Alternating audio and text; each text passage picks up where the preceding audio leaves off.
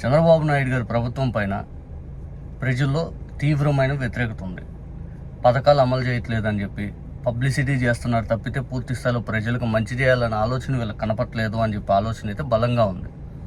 మరి ముఖ్యంగా పింఛన్లు ఇవ్వట్లేదని కొత్తవి, తర్వాత 1500 మహిళలకి ఇవ్వట్లేదని చెప్పి మహిళల్లో, ఆ తర్వాత 4000 రూపాయలు బీసీలు, ఎస్టీలు, ఎస్సీలకి 50 సంవత్సరాలకే పెన్షన్ ఇస్తామని చెప్పి ఆ మాట,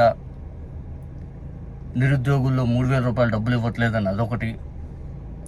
ఇక మేనిఫెస్టోలో చంద్రబాబు నాయుడు గారు అమలు చేస్తున్న పథకాలు కూడా తూతూ మంత్రంగా, అసలు ఎక్కువ మందికి ఎలిజిబిలిటీ అయినా కూడా ఇవ్వలేక పూర్తి స్థాయిలో చంద్రబాబు నాయుడు గారు సరిగ్గా అయితే అమలు చేయట్లా.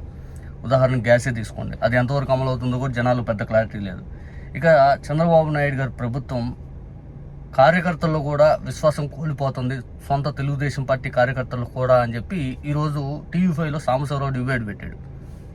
మన సాంబశివరావు బాధ తోటి ఆవేదనతో చెప్తున్నా కూడా మనకు వాళ్ళ పార్టీ సంగతి మనకు అవసరం లేదు. వాళ్ళ పార్టీలో అసంతృప్తి ఉండొచ్చు, వాళ్ళ పార్టీ కార్యకర్తలు ఎలాగైనా ఉండొచ్చు. కాకపోతే ఇక్కడ ప్రజలకి మంచి చేయలేక వాళ్ళ పార్టీ కార్యకర్తలకు కూడా పూర్తి స్థాయి న్యాయం చేయలేకపోతున్నారు అని మాత్రం ఇక్కడ మనం చెప్పొచ్చు.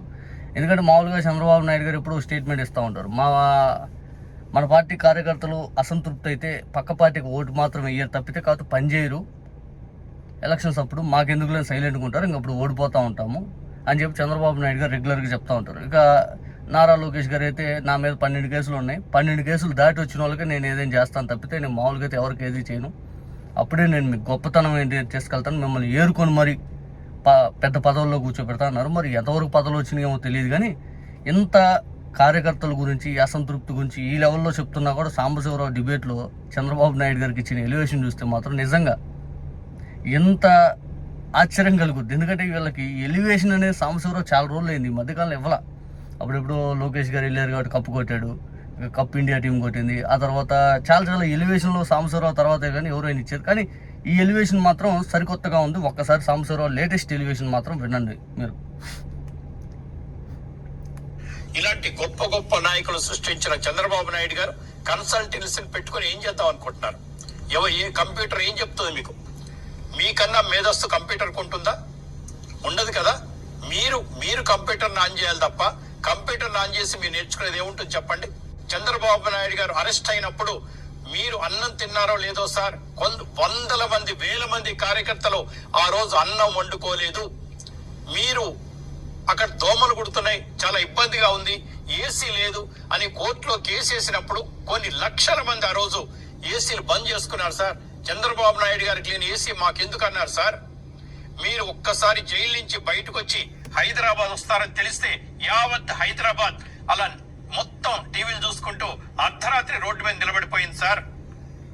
ఆ రోజు నాకు తెలిసి అన్ని హిందువుల పండుగలు ఒక్క రోజు వస్తే ఎలా ఉంటుందో చంద్రబాబు నాయుడు గారి రిలీజ్ రోజు అలా ఉంది సార్.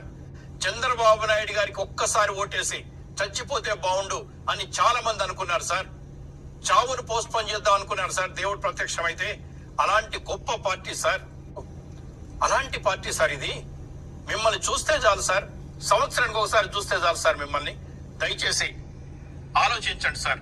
కార్యకర్తల తరఫున, మీ పార్టీ తరఫున, పచ్చ జెండాలు మోసిన తరఫున పచ్చ చీరలు కట్టుకుంటే చాలు మురిసిపోయే మహిళా మనులు ఉన్న పార్టీ సార్ మీది.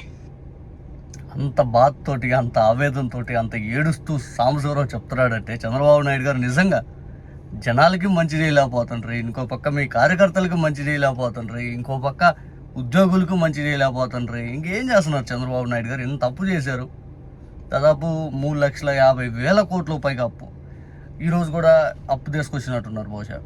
చంద్రబాబు నాయుడు గారు ఇన్ని అప్పులు చేసినా కూడా ఎవరికి ఏం చేశారు మీరు? ఉద్యోగులు బకాయిలు ఇవ్వక, కార్యకర్తలకి బిల్లులు ఇవ్వక, లేకపోతే కార్యకర్తలకి సరైన ఎమ్మెల్యేలు దగ్గరికి పోతే న్యాయం జరగక ఇంత లావును బాధపడిపోతూ ఉన్నారు మీ కార్యకర్తలు కూడా. మరి ఇంకా ఎవరికి సార్ మీరు బాగా చేసేది చంద్రబాబు నాయుడు గారు?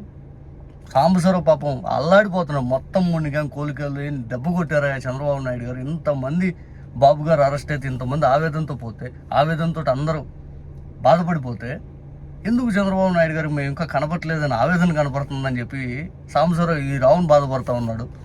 కనీసం ప్రజలకు చెప్పారు, కానీ మీ కార్యకర్తల కన్నా చేయండి సార్, ఎట్లా ఒకట్లా మీరు పంచుకోకుండా.